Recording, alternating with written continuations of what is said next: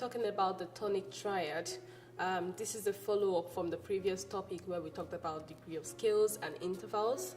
So what makes up a tonic triad is, three different notes. So the first one will be the key notes. We can also call it the first degree of the scale or the tonic. I'll just say that again. So it's the key notes, the first degree of the scale, or the tonic. So that's one of the notes that make up the tonic triad.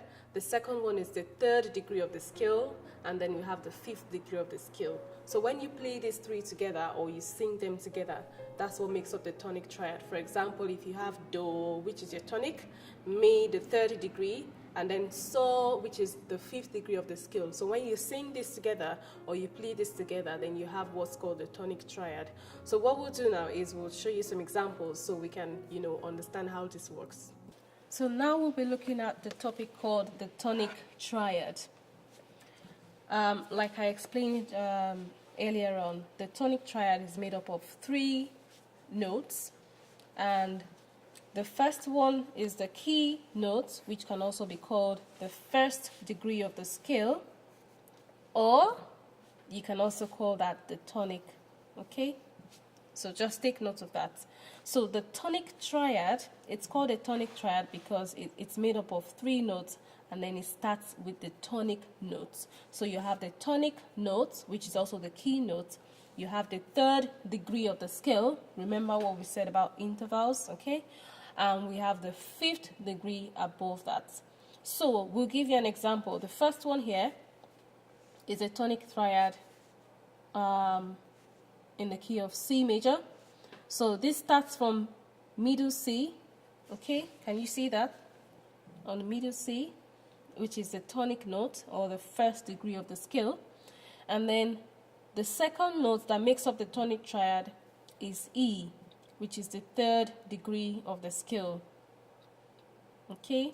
Remember, you have in the key of C major, you have C, D, E, F, G, A, B, and C.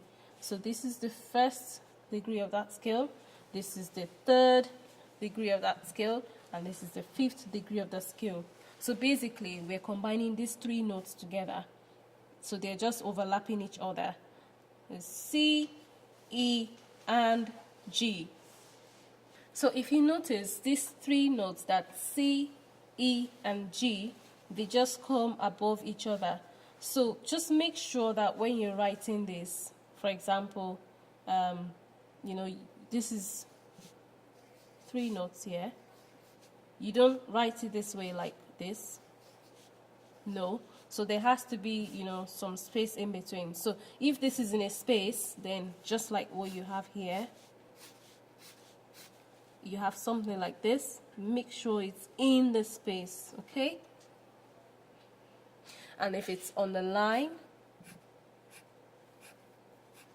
you make sure it circles the line, but they're not touching each other, okay?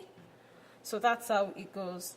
Right, so we'll go on to the first example, and what it says is you write the key note and then you write the tonic triad of that key note. Here we have C, and the tonic triad of C is C, and then you go to the third degree above that, which is E, and then the fifth degree, which is G.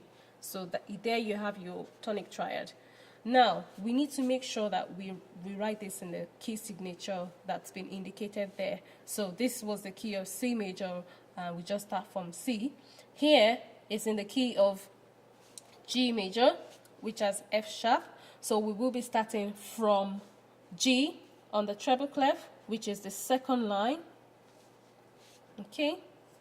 Now, we have to be really careful when we're writing this. So you want to try to make this as small as you can, just so it fits in there.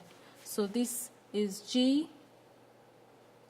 The next one will be the third degree above that, which is a B. Okay? And the next one will be a third degree above that, which will be your D. Sorry, that's the fifth degree, okay? So you have 1, 3, 5. Okay, I'll just do this last example here on the bass clef in the key of D major, and we'll start from D. So make sure you find, right, we've been asked to write the key notes first, so this here we should have a G here. So this is the key of D major, so we need to find out where the line D is on this clef.